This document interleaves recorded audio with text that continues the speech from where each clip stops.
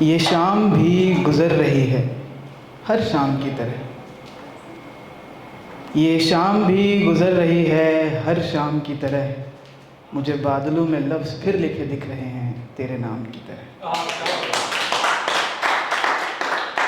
Hello, मेरा नाम है अभय और ये जो लाइन मैंने बोली ये मैं अपने साथी पोइट और कवियों से वाइब मैच करने के लिए मैंने बोली है वैसे, क्योंकि देखो कुल मिला के आप लोग सोचो तो हर शाम शाम की तरह ही गुजरती है, कुछ अलग तो होता नहीं है। आपने एक चीज़ ऑब्ज़र्व की होगी, पहले पोइट्रीज़ होती थी बड़े बड़े टेंट में, कवि सम्मेलन वगैरह होते थे। मैं भी बचपन में बहुत गया हूँ, हमारे टाइम से पहले तो बहुत ज़्यादा होते थे। धीरे धीरे और ऐसा सेटअप होता था कि स्टेज पे सारे परफॉर्मर्स बैठते थे और सामने ऑडियंस रहती थी।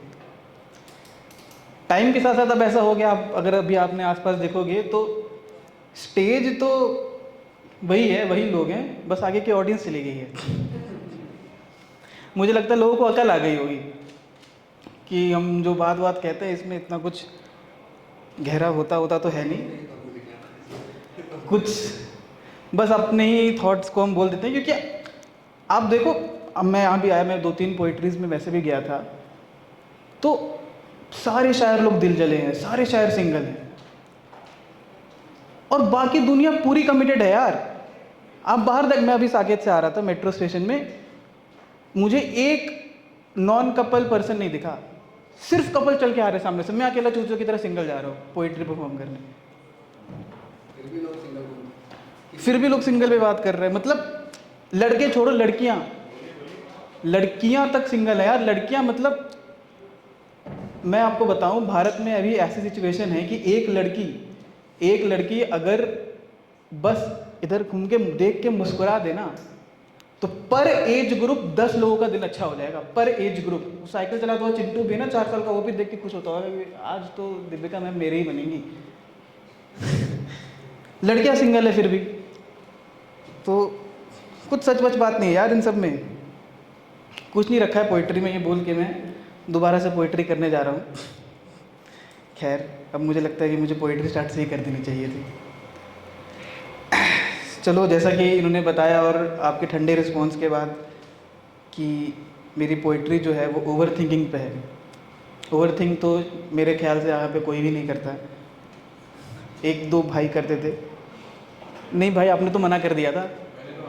नहीं यार, क्या बात कर रहे हो, तुमने बोला था, उन्होंने हाँ बोला था, वो शायद से चले गए जो मेरे से पहले परफॉर्म करके गए थे। खैर, अगर हाँ बोला तो थैंक्स यार, तुम्ही को देख के कहूँगा अब मैं, क्योंकि बाकी लोगों में तो मैं अब क्या ही बोलूँ, कोई सोचता ही नहीं है यार, क्या बताएं। ठीक है, तो पोइट्री पे आते हैं कि कभी कभी मैं सोचता कि सोच के क्या कर सका। कभी कभी मैं सोचता कि सोच के क्या कर सका, न रास्ते बदल सका, न रास्तों पे चल सका।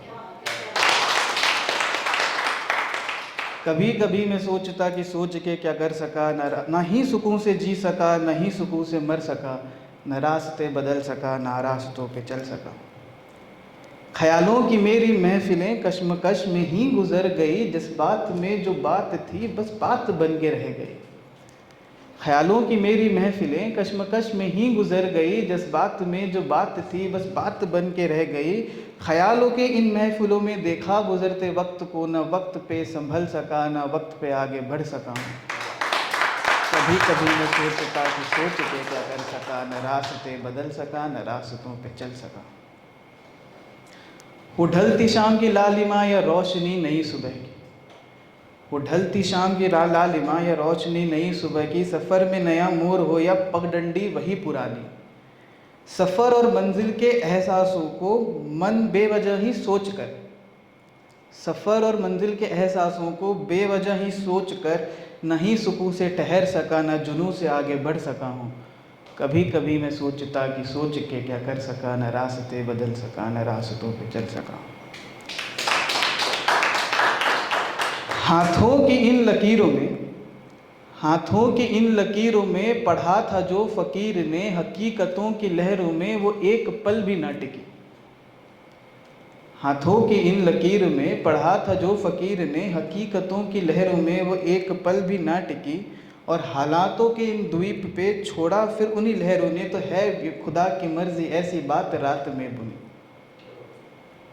और फिर उस बात की काट की फिर उस बात की काट को भी सोच कर मन ही मन अनगिनत किस्से ही तो गढ़ सका हूँ। नहीं खुदा से डर सका, नहीं खुदा से लड़ सका हूँ।